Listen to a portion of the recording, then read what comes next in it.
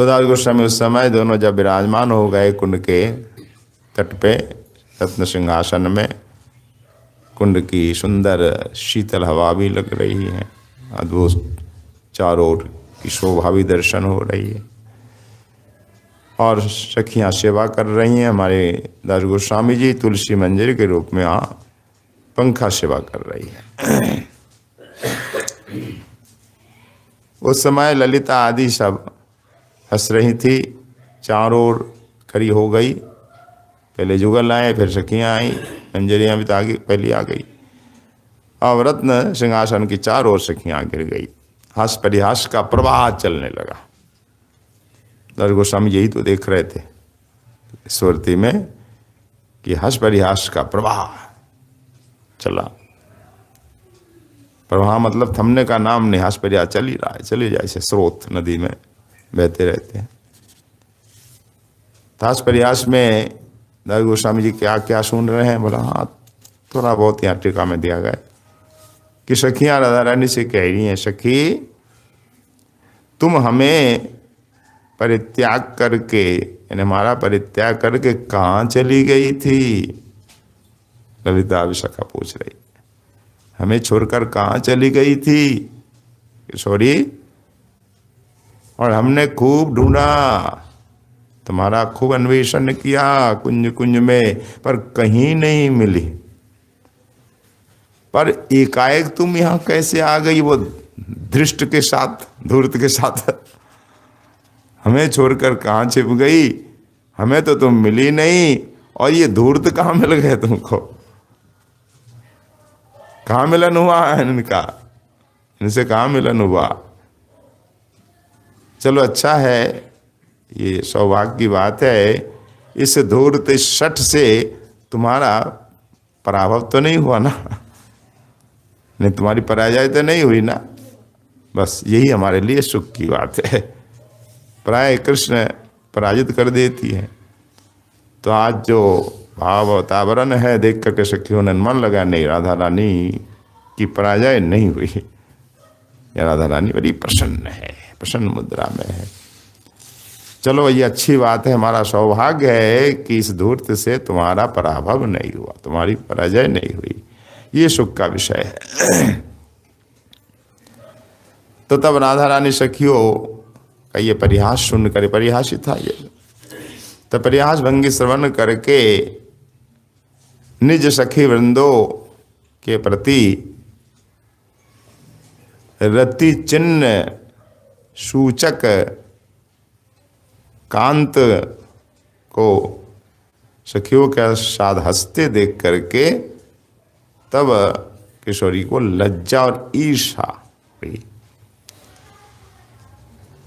हंस परिहास तो चल रहा है, पर गोविंद उस समय सखियों को दर्शन करा रहे हैं। देखो तुम्हारी किशोरी कितनी प्रगल्भ है, प्रगल्भ जो हार नहीं माने। ललिता भी प्रगल्भा सखी है, किसी बात में हार नहीं मानती। प्राय किशोरी तो कोमल स्वभाव वाली, मृदु भी नहीं, मध्या स्वभाव वाली है। पर आज तो राधा रानी मध्या अपना जो स्वभाव परित्याग करके प्रगल्भा हो गई। देखो देखो मेरे अंग में ये देखो रति चिन्ह है। तो सखियों को श्याम सुंदर अपने अंग में जो चिन्ह है दिखा रहे हैं। सखियां खूब हंस रही है, अरे किशोरी तुम कब से प्रगल्भ हो गई, तुम में दृष्टा बन गई। चलो अच्छी बात है, हमें भी चिंता नहीं होगी, नहीं तो हमारी चिंता लगी रहती ना, श्याम सुंदर बड़े ढीठ है, कहीं तुम्हें पराजित कर दे। तो तुम्हारा शरीर कोमल है, कहीं चोट आघात पहुंचे। चलो तुम भी अब श्याम सुंदर के बराबर की हो गई हो और श्याम सुंदर का परास्त करने में भी सक्षम हो गई हो। इस प्रकार हास परिहास चल रहा है। तो राधा रानी तब अपनी भौं को कुटिल करके श्याम सुंदर की ओर देखने लगी। अच्छा, तुम हमारी हंसी उड़ा रहे हो, सखियों के सामने ये सब चिन्ह दिखा रहे हो। लज्जा भी है, ईर्षा भी। ईर्षा श्याम सुंदर के प्रति, ये बड़े ढीठ है। देखो, सखियों के सामने सबरी बात उजागर कर दी। लज्जा और ईर्षा के कारण अपनी भौं को कुटिल करके होठों को कपाती हुई राधा रानी कुछ कहने लगी। जब क्रोध आता है तो होठ कपते हैं ना, तो कंपित अधर से गदगद, और भीतर रोष भी है, इसलिए स्वर भी एकदम स्पष्ट नहीं हो रहा। गदगद स्वर से रुधे गले से किशोरी बोल रही है। और कैसे बोल रही है? अपनी तर्जनी उंगली उठा करके श्याम सुंदर को तर्जन करती हुई। तर्जन समझते हैं ना? तर्जन करने के लिए उंगली होती है ना, किसी को हमें डांटना है तिरस्कार तो उंगली उठाकर डांटते हैं, इसलिए उंगली का नाम ही तर्जनी, तर्जन हम करते हैं, तर्जन डांटना। इसलिए ये अंगुली सेवा में नहीं लगती, ये उंगली तर्जन के लिए आती है, इसलिए ठाकुर सेवा में उंगली का स्पर्श नहीं होता। ठाकुर के भोग में, पुष्प में, मान्या वस्तु में या माला में भी जब जब करते हैं उंगली को बाहर रखते हम। तो किशोरी इस तर्जनी उंगली को ऊपर करके सखियों के मध्य में ही श्याम सुंदर का तिरस्कार कर रही है। तो समय राधा रानी की शोभा है, श्याम सुंदर दर्शन करके गदगद हो रहे। वाह, मैं तो यही चाहता हूँ किशोरी इस प्रकार क्रोध करे मुझ पर, मुझे तिरस्कार करे। प्रिया यदि मान करी करे वत्सान वेदस्तुति हुई थे हरे मोर मन। ठाकुर कहते हैं मेरी प्रिया अगर मेरी वत्सना करती हैं क्रोधवश मानवश तो मुझे बहुत आनंद आता है, वेद की स्तुति से भी अधिक आनंद। तो यही तो श्याम सुंदर चाहते थे कि मेरी तर्जना, मेरा तिरस्कार करे किशोरी। ताज वो श्याम सुंदर को प्राप्त हो गया। राधा रानी तर्जन यानी डांट रही हैं, तिरस्कार कर रही हैं, भौहें कुटिल है, कांप भी रही है, होठ कांप रहे हैं, गला रुध गया है, उंगली उठा करके, तर्जनी उंगली उठा करके डांट रही है। और सखियों से कहती है किशोरी, सखियों सुनो, इस धूर्त की बातों पे विश्वास न करना। तुम मेरी सखी हो ना? देखो इसने क्या किया मैं बताऊं सही बात? जब इसने बता दी तो मैं भी बताऊं। अब तुम किसकी बात पे भरोसा रखोगी? देखो मैं सत्य वचन बोल रही हूं। जब ये ढीठ मिले तो मैं तो जाने लगी, ये धूर्त है, धूर्त पर कभी विश्वास नहीं करना चाहिए। तो मैं जब गमन उद्यत यानी जाने के लिए तैयार हुई घर की ओर, और इतने में ये धूर्त ने मेरा वस्त्र आकर्षित किया, खींचा। तो वस्त्र को खींचा और क्या करें, और मुझे खींच करके वो ले गया कुंज में।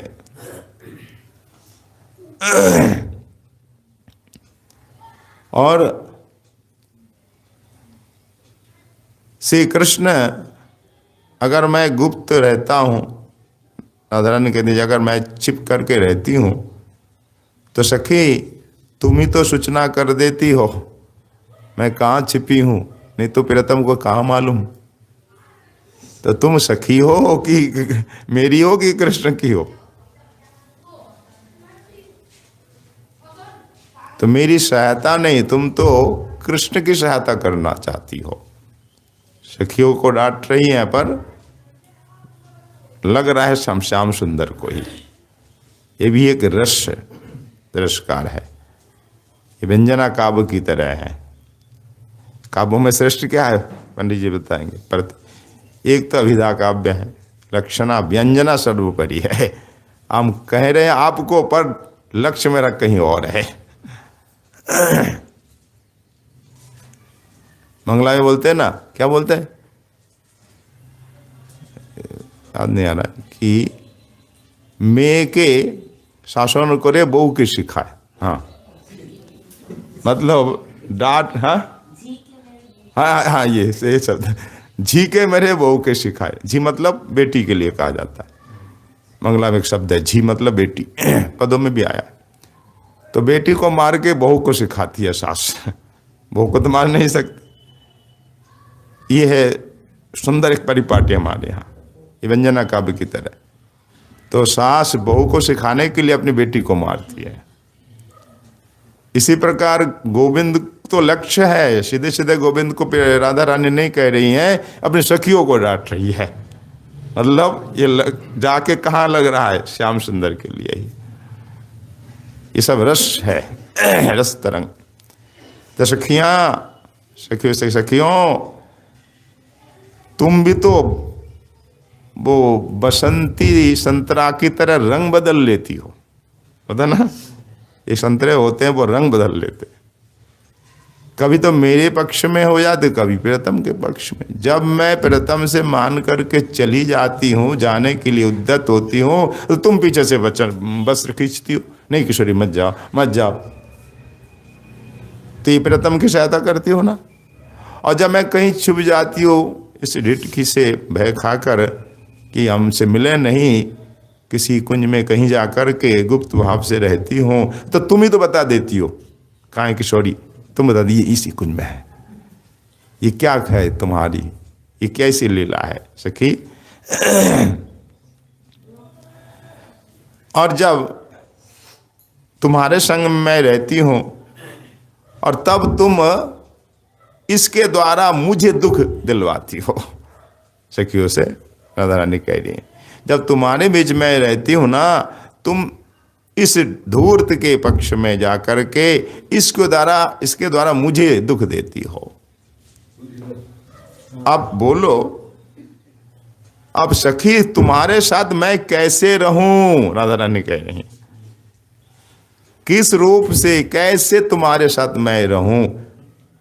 और मेरी तो इच्छा हो रही है अब तुम्हारा संग ही मैं छोड़ दूं, इन सखियों का संग। और सखिया तो आया है करी, क्या करी हो किशोरी। तो ये सब बात तो चुप रही है गोविंद को ही। इस प्रकार सत्य सत्य रसमय परिहास होने लगा और सुंदर सुंदर इष्ट गोष्ठी भी होने लगी।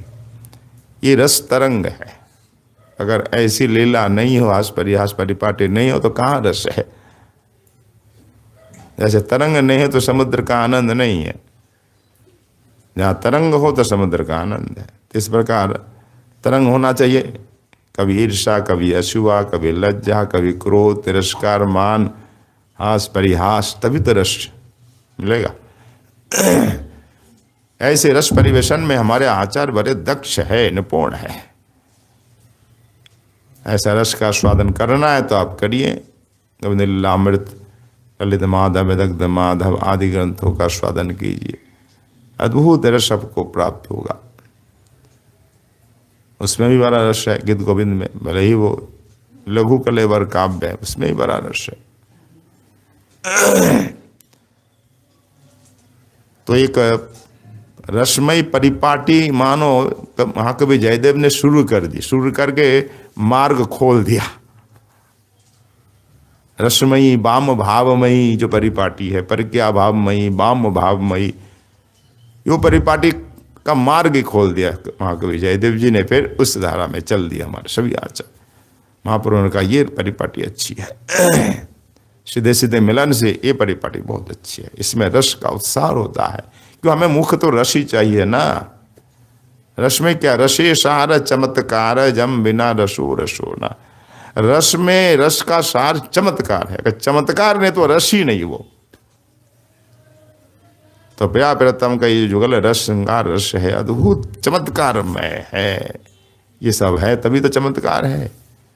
अगर लीला में से ये लज्जा, ईर्षा, क्रोध, मान, तिरस्कार हटा दे तो फिर क्या रह जाएगा। तद्भुत रसमय ये हर्ष परिहास चल रहा है, इष्ट गोष्ठी भी चल रही है। हमारे दारू स्वामी जी सब श्रवण कर रहे हैं, दर्शन कर रहे हैं।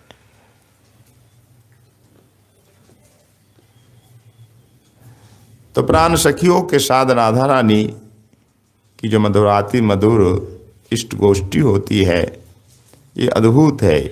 हम इसे इष्ट गोष्ठी कहेंगे। हस परिहास या जो राधा रानी का तिरस्कार है, जो कुछ कह रही हैं, ये सब इष्ट गोष्ठी है, अद्भुत रस है, रसिक साधकों के लिए बड़ा आनंद देता है। इससे बढ़कर कोई रसमयी इष्ट गोष्ठी नहीं हो सकती है। अद्भुत रसमयी सखियों के साथ राधा रानी का यह लाभ है। इसे सुनने के लिए हमारी मंजरियों के कान तरसते रहते हैं।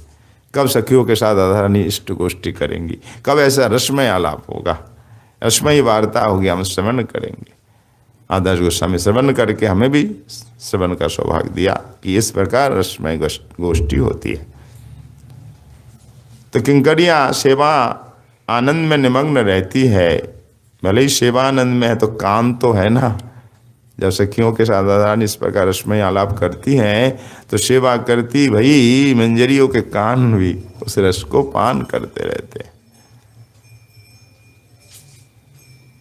तो उस मधुर इष्ट गोष्ठी कृष्ण कथा रस स्रोत में हमारी मंजरियां भी बह जाती, उनके हृदय भी बह जाते। यही तो आनंद है। हमारे श्री रघुनाथ गोस्वामी जी महाराज ऐसी परम रमणीय रसमयी लीला स्मृति में खो गए। सुंदर राधा रानी सखियों के मध्य हास परिहास रसमय तरंग चल रही है, एक के बाद एक तरंग उठ रही है। उस तरंग में सभी